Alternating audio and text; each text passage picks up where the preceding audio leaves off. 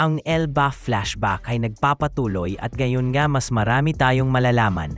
Kamusta mga katambay? Samahan niyo ko alamin ang mga kaganapan sa full chapter 1167 ng One Piece at tapusin niyo hanggang dulo dahil tiyak na marami kayong matutuklasan at mga revealing moments na malalaman. Pero bago tayo magkumpisa, kung bago ka pa lang dito, ay pindutin mo na ang like at mag-subscribe na din para maging suporta dito sa aking channel dahil spoilers, theory, predictions o full chapter man na patungkol sa One Piece ay meron dito kaya maging parte ka na ng tambayan natin. Halina't simulan na natin. Mag-umpisa ang chapter sa Post-God Valley Incident, 33 years ago. Pagtapos ng insidente sa God Valley, ang mga tao sa buong mundo ay nagkakagulo at meron nga silang kinatatakutan. Makikita natin dito si Morgans na nag-i-interview ng isang tao. Sabi nitong lalaki na meron nga daw siyang nakita doon sa dagat at tiyak nga daw na mga pirata yon. Pero bukod doon, may mas nakakatakot nga daw siyang nakita doon sa makapal na hamog. Isa nga napakalaking anino na sumasabay nga daw doon sa isang pirate ship. Dito naman sa Impel Down ay nagkwekwentuhan ng ibang mga preso. Sabi ng isa dito ay bigla na nga lang daw may sumabog nung araw na yon at nagulat na lang daw sila paggising nila. Yung barko nga daw na sinasakyan ng lalaki na to ay sira na. Wala nga daw silang nagawa at parang pagkain lang daw sila ng mga isda nung araw na yon. Natanong naman nung isang preso na hindi daw ba si King Lam yung umatake sa kanila. Tanong ng lalaki habang tumatawa pa. Sabi naman nung nagkwento na hindi daw kasi korteng tao daw yung umatake sa kanila nun. Dito naman sa parang shipyard ay nag-i-interview din ang isang reporter. Natanong nito ang parang kapitan ng isang barko at sinabi nito na nakapunta na daw ba to doon sa infamous Florian Triangle.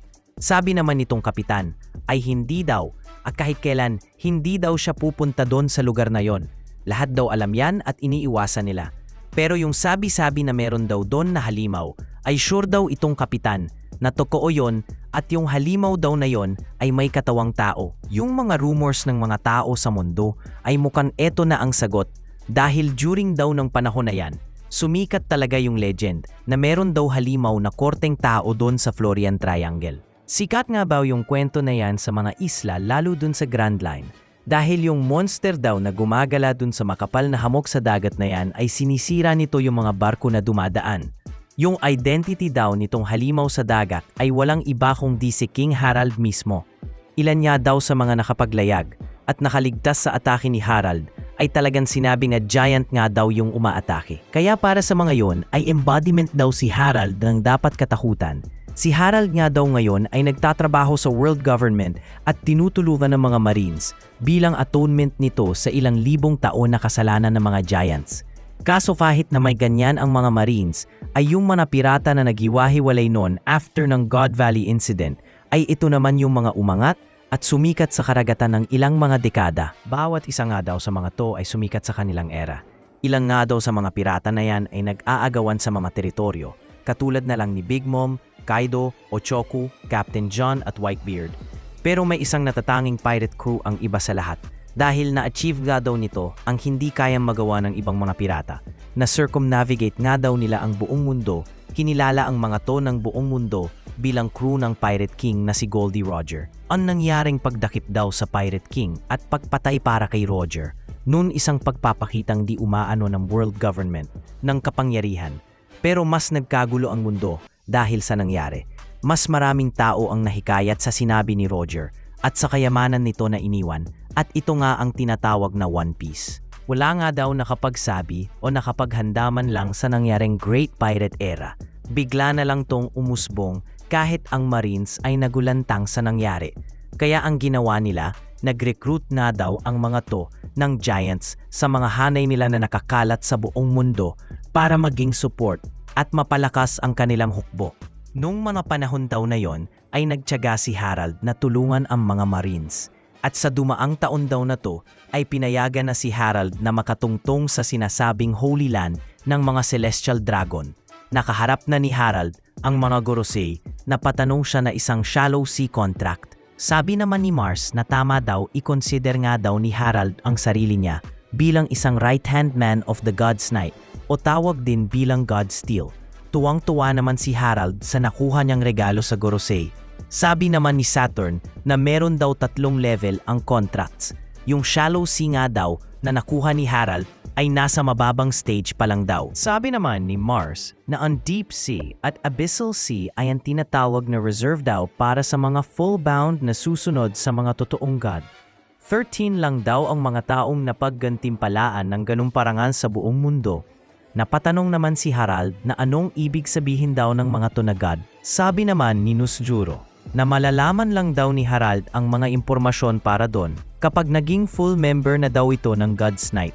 Sabi naman ni Harald na kapag daw ba napunta na siya doon, magiging member na ang Elbaf ng world government. Umuo naman dito si Saturn at sinabi na sa ganung estado daw ay mawe-welcome na ang Elbaf sa buong mundo. Natuwa naman si Harald at sinabi na pagsisikapan daw niya para doon sa opportunity na yon. Nakarating din si Harald sa domain ng mga God's Night na ang pangalan nga ay Shangara. Nakilala nga dito ni Harald si Garling, ang kasalukuyang leader ng mga God's Night. Natanong ni Garling kung anong sinabi ng Great One. Sabi naman ni Sommers na susunod daw si Harald sa kanila kahit hari pa to ng Elbaf. Umuo naman dito si Harald at sinabi na kahit ano pa daw, magsabi lang daw ang mga to. Sabi naman ni Garling na magbibigay daw siya ng isang denden musi na pangmalayuan para kapag kailangan daw nila si Harald, makakausap nila to. Malaya daw na makapaglakbay si Harald sa surface world. Pero bawal daw itong magtanong ng kung ano sa mga plano nila. Umuo naman dito si Harald. Makikita nga rin pala natin dito ang batang si Shamrock at isa nga rin siya sa mga God's Night. Malilipat tayo 20 years ago, dito tayo sa Rigu Kingdom sa Fishman Island. Makikita natin na nagkakasiyahan sila King Neptune at si King Harald at mukhang close nga ang dalawa na to. Sabi nga ni Neptune na mukhang hindi naman daw salbahe ang anak ni King Harald. Dahil nung bata din naman daw si Harald ay makulit din to. Natawa naman si Harald at nasabi na tama naman daw si Neptune. Nakwento naman ni Neptune dito na magkakaroon nga daw siya ng isang anak na babae. Nalaman nga daw ni Neptune to sa isang manghuhula. Kaya napaisip daw si Neptune na ba't hindi daw itong si Loki ay ipakasal nila sa magiging anak daw ni Neptune na ito nga si Shirahoshi. Napatigil naman dito si King Harald, nakakatawa nga ang itsura niya dito. Natawa na nga lang si Harald dito kay Neptune at sinabi na tama na nga daw, lasing na daw siguro si Neptune. Sabi naman ni Neptune na wag nga daw mag-isip ng kung ano si Harald dahil yung magiging anak daw niya ay hindi ordinaryong sirena dahil ito nga daw ay magkakaroon ng isang kapangyarihan na kahit sino daw ay hindi kayang makontrol. Sabi naman ni Harald na kung ganon daw ay perfect match daw ang mga anak nila kaya ipagdiwang daw nila para daw yan sa napakakulit na si Loki at sa anak na babae ni Neptune na si Mosa Mosa. Mukhang maraming tumama sa theory na ang nakakausap pala ni Loki sa Denden Mushi na si Mosa ay walang iba kundi ang mermaid princess na si Shirahoshi. Isang revealing moments to para sa atin. Mababalik tayo sa Elbaf, same year pa rin to sa journey ni King Harald. Nandito tayo sa Owl Library kung saan kasama ni Harald si Saul. Sabi nga ni Harald na wag na daw mag-alala si Saul. Malaya daw siyang tumira doon. Sabi pa ni Harald na meron nga daw siyang gustong sabihin. Gusto nga daw ni Harald na mas matuto pa ang mga giants na kababayan nila doon. Pwede daw bang matayo sila sa Saul ng isang school? Sabi naman ni Saul na isang school daw mukhang magandang idea nga daw ito para sa Elbaf. Malilipat ulit tayo 15 years ago, dito naman sa Marigios. May nangyari ngang insidente dito. Nagkakagulo ang mga celestial dragon dahil nakawala ang mga alipin. At mukhang may isang individual ang nagpakawala sa mga to. At si Fisher Tiger pala ang gumawa at lumikha ng kaguluhan. Habang tumatakas nga siya, ay nakita niya sa malayo na may nakatayo doon na God's Night.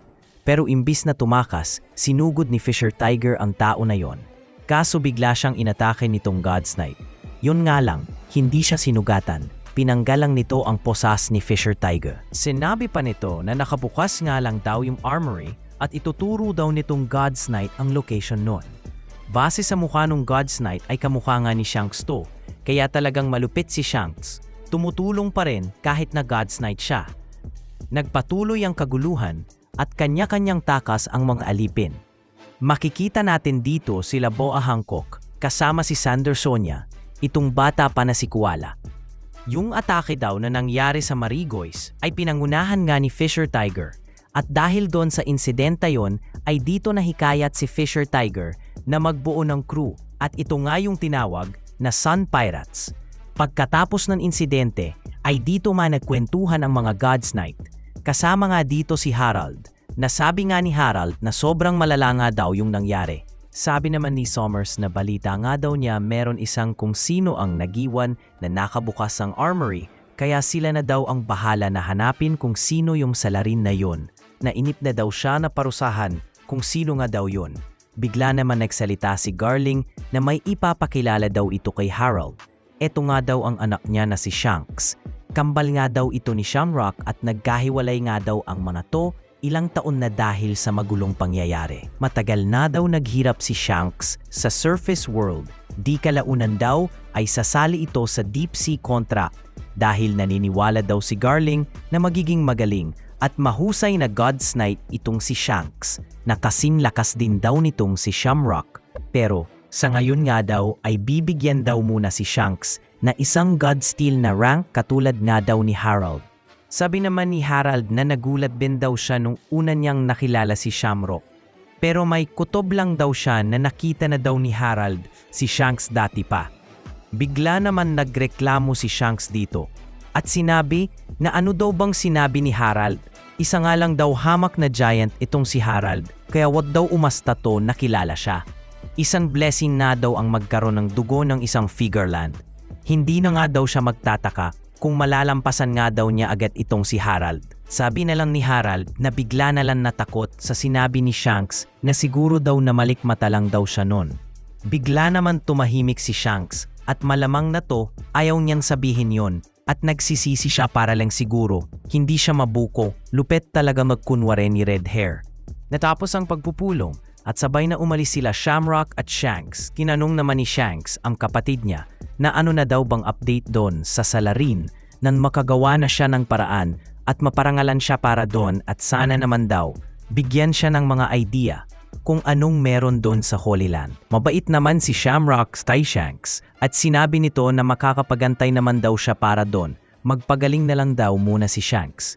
Huwag na daw sayangin ito ang 24 years na pag-aantay para makabalik lang sa kanila. Itong si Shamrock nga daw ay kailangan din matuto kay Shanks kung anong mga natuklasan nito sa buong mundo. Si Shanks nga dito ay may sugat sa kaliwang mata niya. Bunga nga ito nung laban niya kay Teach. Nasabi naman ni Shanks na ayaw nga daw niya doon sa ibaba.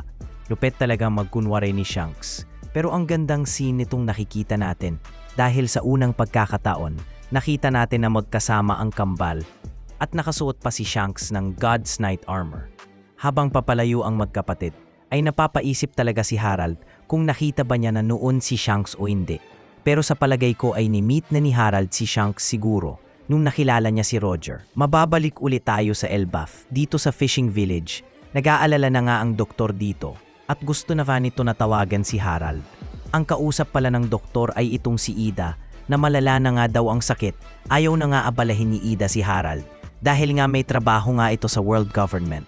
At sinabi na gagaling din naman daw siya. Sabi naman ng doktor ay malala na nga daw ang nangyayari. Kaya kailangan nilang makausap si Harold dahil mag-aalala nga daw ito kay Ida. Lagi nga daw pumupunta si Harold doon sa mga elders para nga maaproba yung kasal nila. Natawa naman si Ida sa sinabi ng doktor at sinabi na alam naman daw ni Harold na masaya na siya doon sa tavern na ginawa nila. At maglingkod din sa mga dumadayong manlalakbay. Hindi man daw makatulong ng husto si Ida kay Harold, pero sa ginagawa niya na yon na maglingkod sa mga mandaragat ay para daw kay Ida malaking tulong na to para kay Harold.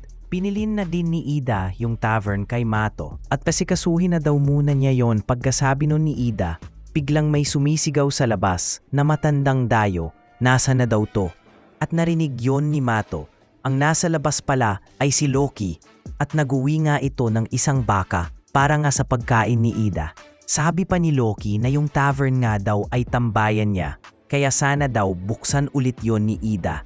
Dahil sa ginawa ni Loki, nasabi ng doktor na buti na lang daw inalagaan ni Ida si Loki at mukhang matino na ngayon.